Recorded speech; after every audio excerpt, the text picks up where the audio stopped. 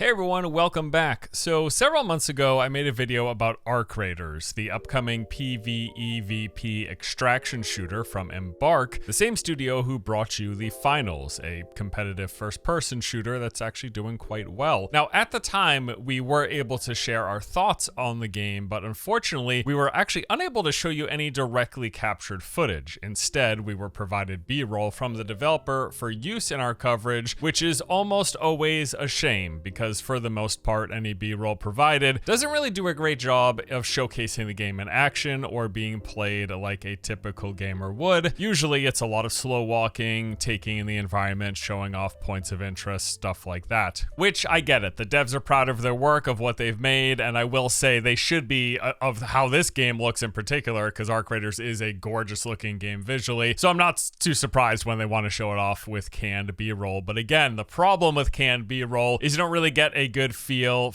of what it actually looks like while a real person is playing the game, right? And the other concern that people have with canned B-roll for these sort of videos is that they're trying to hide the fact that the game's got issues, like performance issues or bugs, which I will say, in Arc Raiders instance, when I played it last fall, we didn't have any issues, so I was actually thoroughly surprised as to why they were just doing the videos with B-roll. But anyways, all of that changes as of today, because in addition to the preview that I played back in November, just this past week I got another opportunity to check out the game, playing for a few afternoons, seeing some new stuff that they added, and getting quite a few good matches in. And as such, today I actually have some good gameplay footage to show you. Yay, I'm thrilled, honestly thrilled. All right, and speaking of which, I will say right at the top here that I have been pretty impressed with this game. If you enjoy the extraction genre, this does seem like it's going to potentially be another good one of those. It does a lot of things quite well. Movement and gunplay both feel fantastic. It's got an interesting setting and world, great sound design, which is very important for the genre and done particularly well here. And as mentioned, it is just one hell of a looker. The animations, the textures, the lighting, the atmosphere, all of it. This is a pretty looking game, and it also has seemed quite polished as well as running well for me to boot.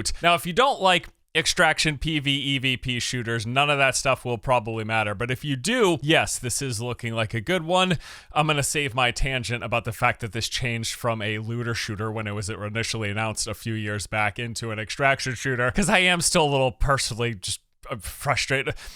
It's whatever. I like extraction shooters too, and this is looking like a good extraction shooter, so we're going to talk about it. So today, I'm going to be giving you a basic overview of Arc Raiders, going over what the game is, what you do in it, sharing some of my early thoughts, and yes, finally actually getting to show you some real honest-to-goodness gameplay. Before diving into all of that, though, we do have a quick word from today's sponsor. Today's video is sponsored by War Robots, an online third-person 6v6 PvP shooter where dozens of war robots and hundreds of weapon combinations are used to compete in intense clan battles. This is an entirely new game in the War Robots franchise, built by a new development team from the ground up for PC and console platforms. Some key features include you've got the ability to build your own fighter with tons of robots, each with unique design, strengths, and weaknesses. There are a lot of different play styles supported, whether you want to be aggressive and focus on hunting down other players, or supportive, bolstering your team's offensive and defensive capabilities. You can customize things, selecting what weapons and modules you'd like. The game supports group play with the aforementioned 6 vs 6. You can join a clan of regular people you like playing with, or if you prefer playing solo as I do, they've got 3 different game modes across 4 different maps for you to enjoy. So War Robots originally launched earlier this year and is now getting its second major update with Season 1 Act 2 Smuggler's Run. There's a brand new battle pass with loads of stuff to earn. You got the new Scorpion War Robot, the new Tusk shotgun weapon, Gamma Beam cycle gear, homing missile cycle gear, brand new wraps, decals, paints, and more. If you are interested and would like to learn more, you can check out War Robots for yourself. Be sure to use the link in the video description below and collect some free rewards. Okay, so let's start things out with a basic overview. Arc Raiders, as mentioned, it is an extraction shooter, but what exactly does that entail? Well, all of the core fundamentals will be familiar to you if you have played pretty much any extraction game in your history. You start off dropping in with a beginning set set of weapons and consumables spawning at some random point on the outskirts of your chosen map. From there, you'll want to just start exploring, walking around the environment, visiting different points of interest, all while scavenging for loot. That is what you were there for. You're there to pick up and leave with loot, so you want to be looking for loot. Now, all of the areas on each map are individually marked. It's going to tell you, actually, when you mouse over, say, a particular structure, it's going to say, hey, what sort of items are you going to find here? What is the danger level? What can you expect in this location? Now, in that process, you will also be fighting enemies. There is the PvE side of things, which comes in the form of various types of ground and air robots and drones. Quite a large diversity of here, doing all sorts of different things. But then, of course, you also have the constant threat of other players who are also in your lobby and will, without fail, shoot before asking questions. At least that has been the case in my experience, both on the giving and the receiving side of that equation, just saying. And yes, as is the case with many extraction games, it is true here as well that audio plays a massively important role. It's just one of those games where every single thing that you do will make a distinct sound. Every action, every movement, opening containers, attacking, of course, even just swapping weapons, all of it has particular sound effects associated with it. And as you play, you're going to learn what each of those sound means. And what it basically does is it just lets you keep track of what nearby players are doing, because either you'll be hiding from them or preparing to ambush them. That's the thing. You listen for the sounds. It's essentially 3D vision, but audio, right? You're using your auditory senses, and you're picking up on exactly what players are doing as you learn what these sounds are as you continue to progress. Like literally going from standing to crouching makes a particular sound. Swapping weapons makes a particular sound. Of course, shooting will make sounds. Bandaging makes a particular sound. All of it. And you learn that, and that tells you what players are doing as long as you're able to pay attention. And those sounds aren't overwritten by the sound of gunfire or the sound of the robots and drones going off all crazy, which they will do quite a lot. There's also various types of events and hazards to help spice up the action in runs. And ultimately, yes, you're trying to stay alive, you're trying to collect loot, and you're trying to extract with said loot, taking anything with you that you collected. And if you do so successfully, you will then be able to store any loot and currency that you have in your stash, then crafting some upgrades to make you stronger for the next run, advancing some larger account-wide progression systems, of which there are a few, and then re-equipping yourself, loading back up with consumables, making sure you got enough ammo, and going in once again. And that is the basic core gameplay loop of Arc Raiders, just like a lot of extraction games. But here's a few more detailed specifics. First, let's talk about the different maps and points of interest. So the game currently features 3 separate playable maps, each one of them in a unique location with distinct environments and handcrafted points of interest within them. The first map is the Dam. This is like a swampy region. It's got like lakes and rivers, and then of course at its centerpiece, a massive dam running right through the middle. Beyond the dam itself, you got a lot of auxiliary buildings. There's some research domes dotting the landscape as well, but just, you know, buildings associated with the dam and the supporting of said dam. The map Spaceport, in terms of its terrain, it consists of some rolling hills and fields. It's got a huge space shuttle launching tower right in the middle, and then along with that is some like massive manufacturing and maintenance buildings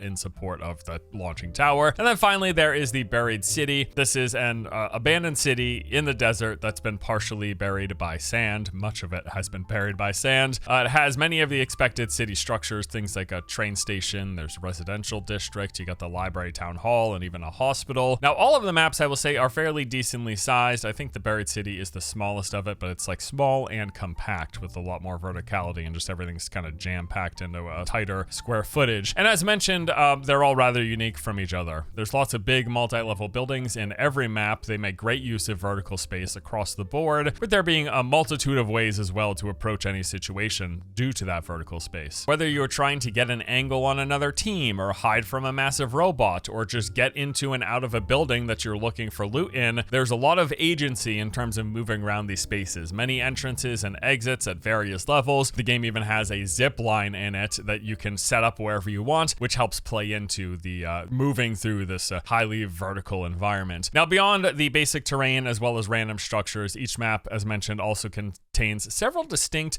named points of interest. These will all be associated with the map's theming and location. They can also be highlighted as you have your map pulled up, and this is going to tell you basic details about the area. For example, it'll say what category of a building is it. So whether that's going to be raider, tech, mechanical, industrial, etc. Each of these categories coincide with specific types of resources and items that you're going to find there, and those resources and items you're farming to craft things as well as to fuel the out-of-game progression systems. It's also going to tell you the current arc presence on any of those points of interest, and this will be rated from low to medium up to high. These are color-coded as well, and it all just translates to how many arc PvE enemies are in the area. The higher the presence, the more numerous and deadly of enemy types you're going to encounter. These named points of interest also play into the game's questing system, as you're going to be tasked with heading to specific locations, retrieving some sort of an item, or finding a particular type of loot and bringing it back to the out-of-game NPCs. And then some of the bigger points of interest are also going to have these specialty locked rooms, where if you happen to acquire the key card for said room, it's going to let you get in and you are rewarded with some rare loot and typically some nice weapons in there as well. There's also quite a few dynamic events. These will happen on all of the maps, things to keep an eye out for. So you got regular occurring events like the drop pods falling from the sky. You're going to see these coming in. They make a lot of noise, and then when they drop to the ground, you can go break them open essentially. However, doing so takes forever and also makes quite a lot of noise. But if you manage to get into it successfully and loot it, you get some high rarity resources in there that are very valuable. There's also a lot of environmental noise generating things on all of the maps. Like you got groups of birds that if you fly too close to, they're gonna flock away. That makes some noise. You got security cameras that if they spot you, they're gonna set off an alarm. That makes some noise, of course. And all of these things are just ways of alerting other players to your presence. So it's things you're gonna want to try to avoid setting off yourself. But if you see them set off, head towards it because there's some players over there. And then of course you've got the weather, and this actually plays a pretty big role as well. Some days it's gonna be clear, some days it'll be overcast, but other times you're gonna have these rainstorms, and this is it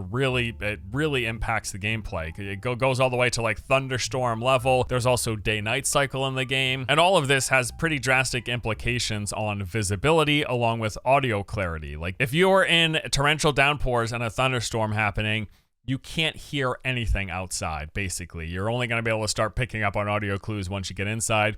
And I think that's just a nice way of them mixing up the formula and changing things from run to run. And then, of course, lastly, being an extraction game, every map it has extraction points. These are in set locations. Several of these are on every single map. You pull up your map, they will be marked. It's going to have a countdown timer as well that tells you how much longer you have before that extraction area closes. And there are two main kinds. You've got the group extraction points. These are things like metro stations or elevators, but there are also solo extractions via these hatches, although the big difference there is that you actually need to use a consumable key in order to solo extract, but the group extracts can be done by anyone at any time. It just takes some time for the thing to get either the elevator to come up or the metro to arrive at the station, and it's also noisy as well. Other players will know what's happening, whereas the solo extractions, if you have a key, you can just walk there, get in the hatch, go down, and you're all set. Now, outside of the static nature of the maps themselves that are then further mixed up with some of these dynamic events, the day-night cycle and the weather, you've also got these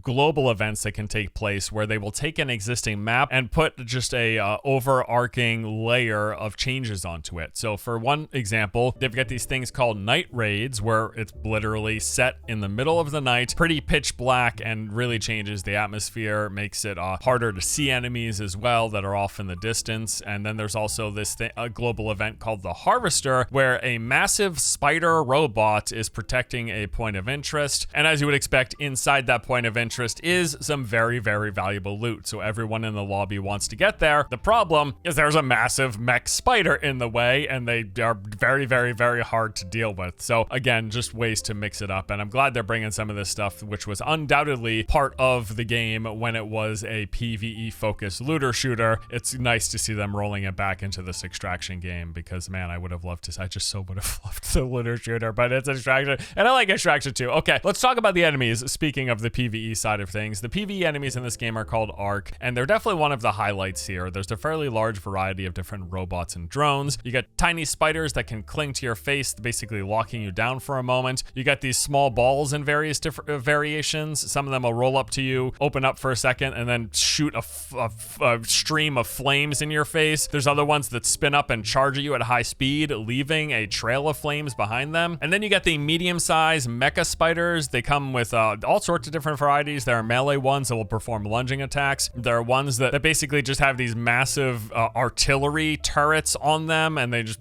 unload on you. It's really crazy. And then there's a ton of different flying drone variations, each with their own function. You got ones that have assault rifles, ones that have tasers, will lock you down, ones that shoot rocket launchers. And then probably the biggest threat of all is the alarm drones. These kind of move around fairly nimbly, scanning the ground, and if they spot a player, they're going to summon in attack drones to that location. But on top of that, they have a large alarm that makes a crap ton of noise, and that's going to tell players in the area, there's another person over here, you should head on over. And even setting aside the fact that this is a full-on PvP loot-driven game, the PvE Ark enemies alone are quite dangerous. Like, even just the tiny spiders clinging to your face can be a problem, because if there's another robot in the area, while the spiders got you CC'd for a few seconds until you pull it off, the other robot can just be continuously attacking you. And then you've got the big spiders and the security drones, both of which will make your life a nightmare. But really, beyond that, there's just the simple fact that anytime you fight any Ark enemies, any of the PvE, you're making a lot of noise. Your guns make a lot of noise, they make a lot of beeping and booping, as well as their guns make a lot of noise. And all of this will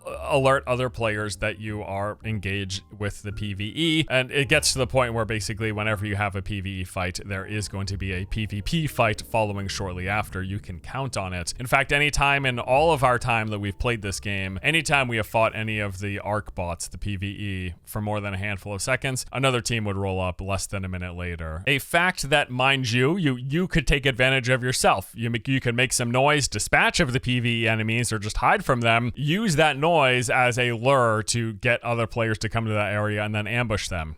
All sorts of potential here. Now, as for the PvP, it's pretty straightforward stuff. Other players are on the map with you. I don't exactly know the lobby size. I want to say it's somewhere between 15-ish to 20 players. It might be a little lower than that. I'm really not sure. I think it might depend on the map as well, but there's enough people that you're going to bump into them. You will be hearing them off in the distance pretty regularly. Other players moving around the map, for all the reasons mentioned before, you will know when they're nearby, be it from them triggering an alarm, dealing with some Ark enemies, or just creating the unavoidable noise that is made by simply moving through the environment. Short of camping in a corner and not so much as even swapping your weapons, you are going to hear other players nearby. It's just going to happen. And yes, it is for sure a kind of shoot first, ask questions later kind of a game. You are unlikely to be making friends in your lobbies, although there is proximity chat, so it's possible, but definitely I would not count on it. I will say as well, gunplay feels great. This applies to both the PvE and PvP. Just wanted to make the note, like, they managed to make shooting feel pretty impactful, which is pretty hard for a third-person shooter, honestly. Just now I'm thinking about the shooting in Dune and how much worse it feels in comparison. I still like Dune because I'm not playing Dune for the shooting necessarily.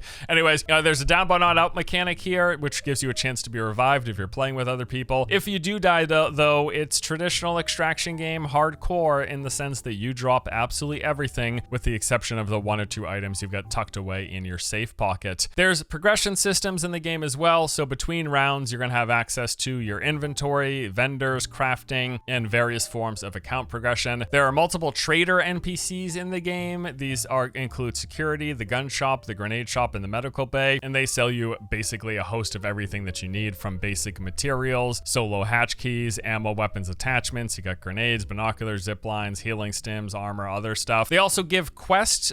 Each of the NPCs are going to have their own quest chains asking you to do different things. And then you've got progression through the workshop. So you've got, first of all, this little rooster called Scrappy, and in between matches he will periodically bring you basic materials. This is essentially your if you keep on dying run after run. run. This is how you get the resources to keep on going again and again. They also have a free mode where you go in without a loadout and you're going to be given a random weapon and some consumables. And then it's also here at the workshop that you set up workbenches, and you've got the different workbenches for all of the game's items and consumables and your ability to craft them. Then you've got the character skill tree with 3 different trees to pick between: conditioning, mobility, and survival. And these give you various perks and enhancements, making it so that you use less stamina when you run, better healing, better listening, better dodging, better movement through the environment, faster movement through the environment, all that stuff. Now let's move on to the early feedback. I've played a couple of sessions of this game so far, first in the fall and then most recently last week. Let's talk about what I think. Starting with the pros: gameplay, feel, and polish. It's phenomenal. Moving around the environment, shooting, the whole thing feels really good. I've been really impressed. It's just it feels good to play this game. Not much else to say other than that. Also, as I've already said, and you have likely seen yourself in the footage here, the visuals in this game are jaw-dropping, honestly, is how I put it. This game just looks phenomenal. I said this in the past, but it definitely bears repeating. On many occasions, I found myself like pausing just to look around. I was that impressed with how good the lighting and environments were, and that's in a PvP game. I don't do that very often in a PvP game, but man, this game it looks really great. Performance has been awesome for me as well. It ran pretty flawlessly, perfectly smooth frame rates. I think I had a consistent 120 FPS the entire time I played. That goes a long way for me, with the caveat, of course, that I do have a pretty high-end machine, so keep that in mind. Sound is also very good. All of the audio, whoever the audio engineer is in this for this studio, they did a bang-up job, because this is some great sounding audio, which is important for an extraction game, so I'm glad they took the time and got this right. It's also got some unique twist on the extraction genre, with like that constant robot threat, the fact that they have persistent maps with players coming in and out, and some of their dynamic events, how big of an impact the weather system has. All that stuff is pretty neat. And lastly, I love the setting. Like, the game is heavily inspired by popular sci-fi from the 70s. You can kind of see that in the character design, the outfits, even the color palette that they use, the theming, the music. I like it. A little bit different than what I'm used to. Now on to the cons. For starters, inventory space. A lot of games have this issue, but it seems especially problematic in survival and extraction games, and I would say that's the case here. It's just not a lot of fun constantly juggling with your inventory and managing your inventory. I wish we could come up with an extraction game formula that still did all that stuff well, but didn't make it such a hassle to deal with your inventory constantly. Also, as a con, I guess, and not really, because it's just what the game is, but I'm going to put this out there for people. It is, yes, a hardcore PvP focused extraction game yet again, and I enjoy this genre. Like, I like playing these games, but it's definitely a gamble. Any multiplayer game like this really relies heavily on having a decent sized, healthy player base for it to stay alive. And as a result, well, you've seen it over the past several years. We've seen quite a few extraction games come and then go, despite actually being decent, which then leads me to my second con, the fact that Arc Raiders is no longer a looter shooter as it was initially intended to be. I know, I just can't let it go. This will be the last time I talk about it, though, I promise. Yes, because back in 2021, when the game was revealed, it was at the time said to be a PvE looter shooter. It was supposed to be in the vein of things like Division, Warframe, or even Destiny, if you want to throw that in there. And to be honest, as much as I do like it as an extraction game, because I think this is a solid extraction game, it looks good, it plays well, it feels good to play, they've got some cool ideas and systems in here, I'm still a bit disappointed that it's not the looter shooter that it was initially intended to be. And that disappointment is only reinforced with how damn good the PvE is in this game. With all of the varied and interesting enemy types, I would have loved to see what they had in the works as a looter shooter, because that also seemed like it would have been really good. But alas, I'm gonna drop it. If I cover Arc Raiders again in the future, I won't be complaining about this again, I promise. Anyways. But beyond that, I mean, I don't really have much in the way of feedback. I've only played for a handful of days in totality between last fall and then this past week. I would really need to play a bit more if I wanted to drill down on any more fine-tune feedback and cons, because yeah, for the most part, it's pretty good, and it's an extraction shooter, so it is what it is. If you like extraction shooters, this seems like a pretty good one of those. And I also like third person, so So there you go. And with that, that pretty much does it for our preview of Arc Raiders. As I said, I think as extraction games go, this is quite competent. It looks great, it plays well, it's got a unique setting, and it seems to have as good a chance as any other extraction game has of surviving. And I want to let you know that they do have a technical test starting this week on April 30th. It's going to be running for about 5 days, I believe, available on PC, PlayStation, and Xbox. So if you're even vaguely interested, here's a great chance to try it before it comes out. I'll be curious to see how well the game is received. Probably going to jump in and play a bit more myself this week. So yeah, maybe I'll see you out there. But that is all for today. Thank you as always for watching. Hope you enjoyed the vid. Arc Raiders, it seems like a pretty good extraction game. See you next time, guys. Take it easy.